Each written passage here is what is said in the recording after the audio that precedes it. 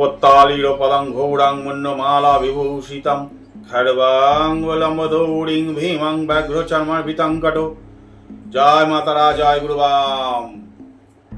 নমস্কার বন্ধুরা, আপনারা সবাই কেমন আছেন? ভালো আছেন তো? সুব্রতনাথ অঘরী চ্যানেলের পক্ষ থেকে আপনাদের সকলকে জানাই সুস্বাগতম।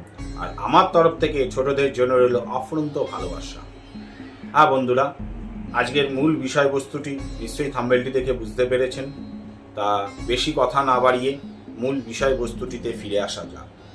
আজকের বিষয়বস্তু হলো মাঙ্গলিক দোষ কি, বা মাঙ্গলিক দোষের যে প্রভাব আপনাদের জীবনে বিশাল বড় একটা সমস্যার কারণ হয়ে দাঁড়িয়েছে, বা আপনাদের মনের মধ্যে যে একটা দুশ্চিন্তা ভাব জাতক জাতিকার মধ্যে, যে মাঙ্গলিক মানে আপনারা মাঙ্গলিক গ্রহ এমনই একটা জায়গা নিয়ে মানে ভাবছেন নিজেরা যে মাঙ্গলিক মানে আমরা একটা বিশাল বড় পাপগ্রস্ত নিয়ে বোধহয় জন্মগ্রহণ করেছি পৃথিবীতে। না বন্ধুরা, মাঙ্গলিক মানেই যে আপনি পাপগ্রস্ত নিয়ে জন্মগ্রহণ করেছেন, এই কনসেপ্টটা সম্পূর্ণ আপনাদের ভুল, বা কোনো জায়গা থেকে আপনারা ভুল বুঝেছেন বা বুঝিয়েছে। মাঙ্গলিক ব্যক্তি মানেই যে খারাপ, কখনোই না। সবার আগে একটা কথা বলি, আপনার মঙ্গল যে মাঙ্গলিক কথাটা কোথা থেকে সৃষ্টি হয় ছকে, সেটাকে জেনে নিন। মঙ্গল বা বিশেষ করে মাঙ্গলিক সৃষ্টি হয় 1, 4, 7, 8, 12 এই 5টি ঘর থেকে। আবার কেউ কেউ বলে থাকে দ্বিতীয় ঘরেও মঙ্গল থাকলে সেই জাতক জাতিকা নাকি মাঙ্গলিক ধার্য করা হয়। তা আমি আজকে এই বিষয়ের উপরে ভিডিওটি করতে চলেছি যে মাঙ্গলিক মানেই সেই ছেলে বা সেই মেয়ে খারাপ, বা তার মঙ্গল খারাপ, বা তার জন্য মানে কোনো পরিবারের সাথে কোনো পরিবার যুক্ত হলে সেইখানে তার সব কিছুই খারাপ হবে, এটা কখনোই না। আমার কাছে এমন তথ্য আছে বা এমন আছে, জ্যোতিষশাস্ত্র হিসাবে এমন ছক আছে, সেই ব্যক্তি মাঙ্গলিক, কিন্তু মাঙ্গলিক থাকাকালীনও সে আজও পর্যন্ত 17 বছর তার হয়ে গেল দাম্পত্য জীবন, সে কিন্তু সাংসারিক জীবনে সুখ শান্তি নিয়ে বেঁচে আছে। তা আমি এটাই প্রমাণ করতে চাই, মাঙ্গলিক হওয়া মানেই বা অমাঙ্গলিকের সাথে মাঙ্গলিক বিয়ে করা যায় না, এই কনসেপ্টটাও ভুল। আবার মাঙ্গলিকের সাথেই যে বিয়ে হতে হবে, এই কনসেপ্টটাও ভুল। সবার আগে বিচার ব্যবস্থা যে পরিকাঠামো, যে সূত্র হিসাবে বিচার করা উচিত, সেই সঠিক সূত্রতে বিচার করুন। সেই জন্য আপনারা অভিজ্ঞ কোনো জ্যোতিষের কাছে গিয়ে সেই সঠিকভাবে বিচারটা দেখুন।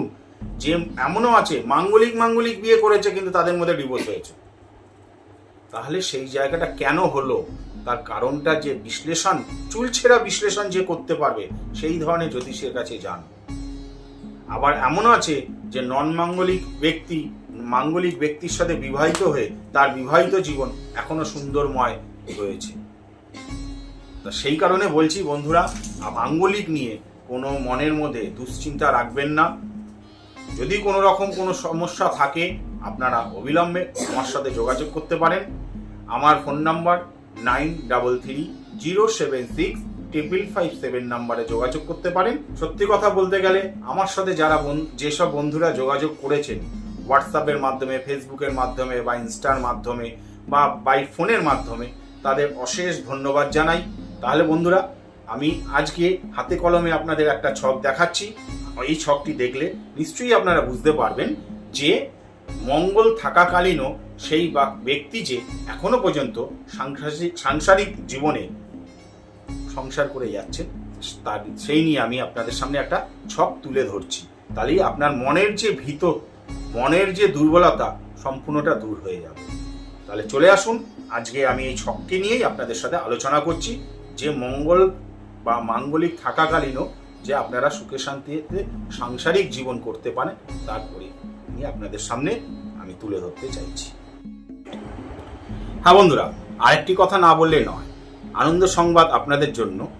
যে অফারটি আমি আজকে দিতে চলেছি, আজকের ভিডিওটি আপনাদের যাদের কমেন্ট বক্সে এসে যারা আমার এই ভিডিওটি দেখে কমেন্ট করবেন, এবং এই কমেন্ট আমার কাছে যার কমেন্ট সব থেকে ভালো মনে হবে, যে সব থেকে 1 নম্বর কমেন্ট করেছেন আমার মনে ছুঁয়ে যাওয়ার মতন যে ব্যক্তি হবেন, তার জন্য আমি একটা অফার রেখেছি।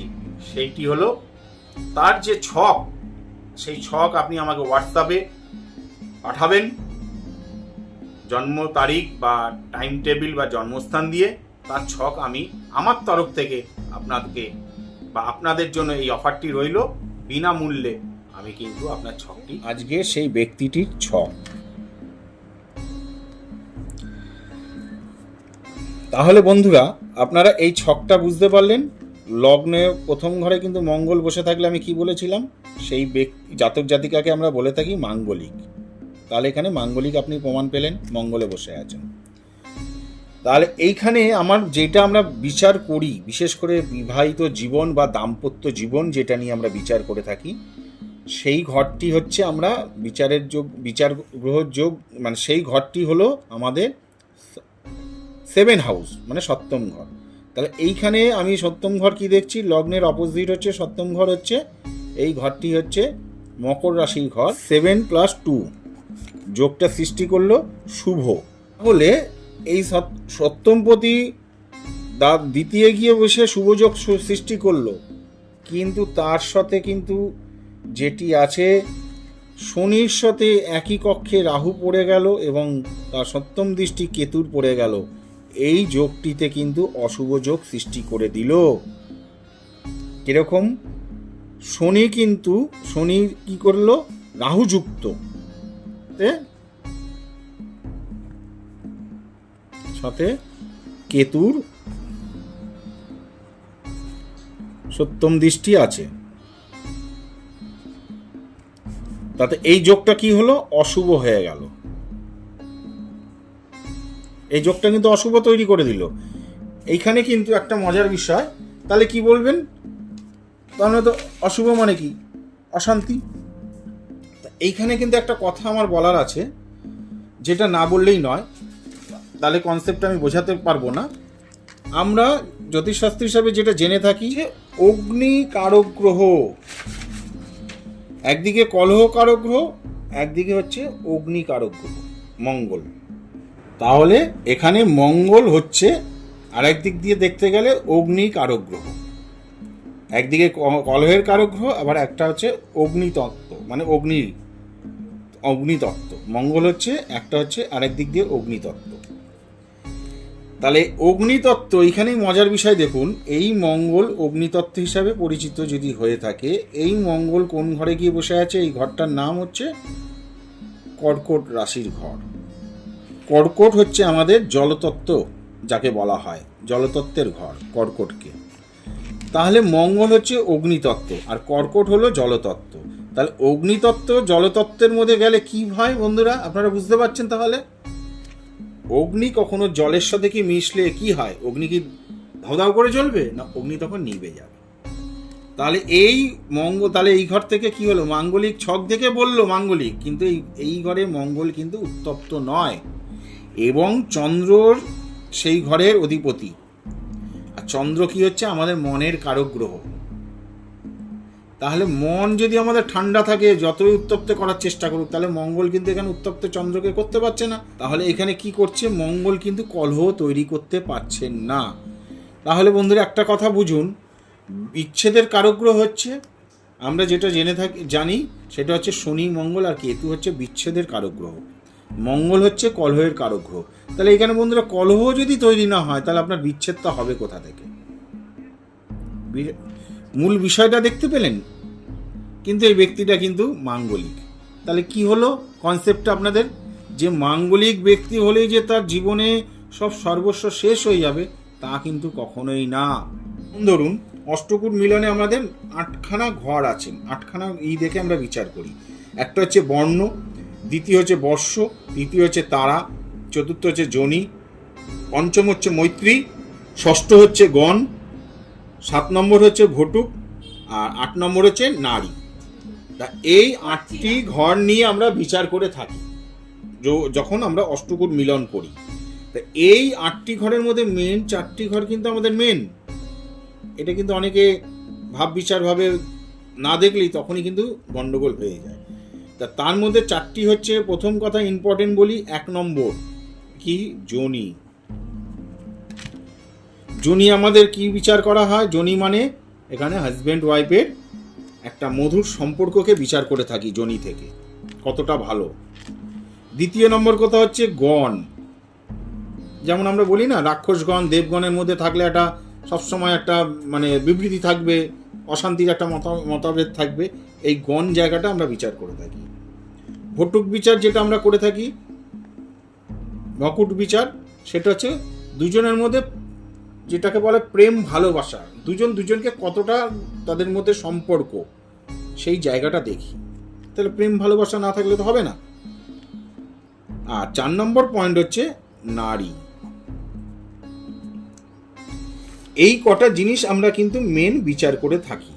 এই 4টে জিনিস যদি আমরা বিচার করি, তবে কিন্তু একটা মানুষের দাম্পত্য জীবনের, পুরুষ বলুন বা মহিলার ক্ষেত্রে বলুন, হ্যাঁ, এইখানে কিন্তু বিচ্ছেদের জায়গায় আসে না।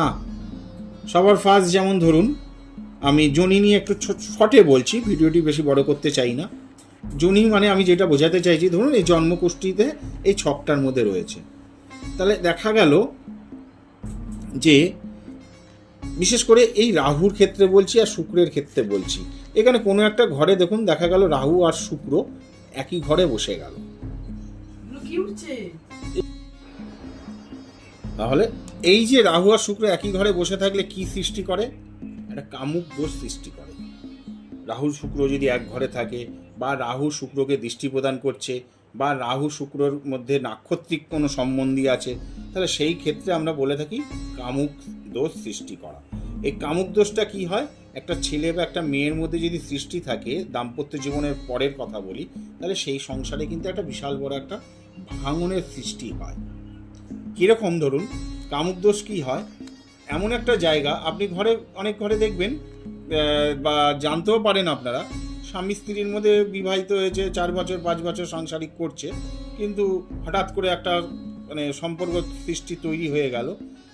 ছেলের ক্ষেত্রে কি বা মহিলার ক্ষেত্রে কি, উভয়ের ক্ষেত্রে যদি এই দোষটি থাকে, তখন কি হয়?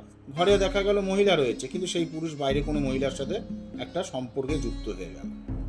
এই যুক্ত হওয়ার কারণটা হচ্ছে এই রাহু শুক্রের দোষের জন্য হয়। এটাকেই আমরা বলে থাকি জ্যোতিষশাস্ত্রের কামুক দোষ। বুঝতে পারলেন বন্ধুরা আমি বিষয়বস্তুটা কী নিয়ে আপনাদের সামনে এসেছি?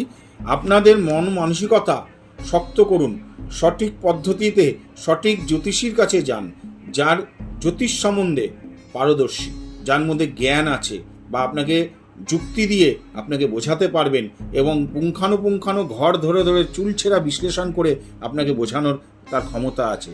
সেই ধরনের মানুষের কাছে গিয়ে আপনার জীবনের যে সমস্যা, যে টেনশন নিয়ে আপনি বাঁচছেন, সমাজে চলছেন, যে মাঙ্গলিক মানে আপনার ছেলেকে কি করে বিয়ে দেবো, মাঙ্গলিক মানে আমার মেয়েকে কি করে বিয়ে দেবো, পরবর্তী জীবনে মাঙ্গলিকের সাথে মাঙ্গলিক খুঁজবো, এইসব কনসেপ্টগুলো মাথায় না রেখে সঠিক পদ্ধতিতে সঠিক জায়গায় যোগাযোগ করুন।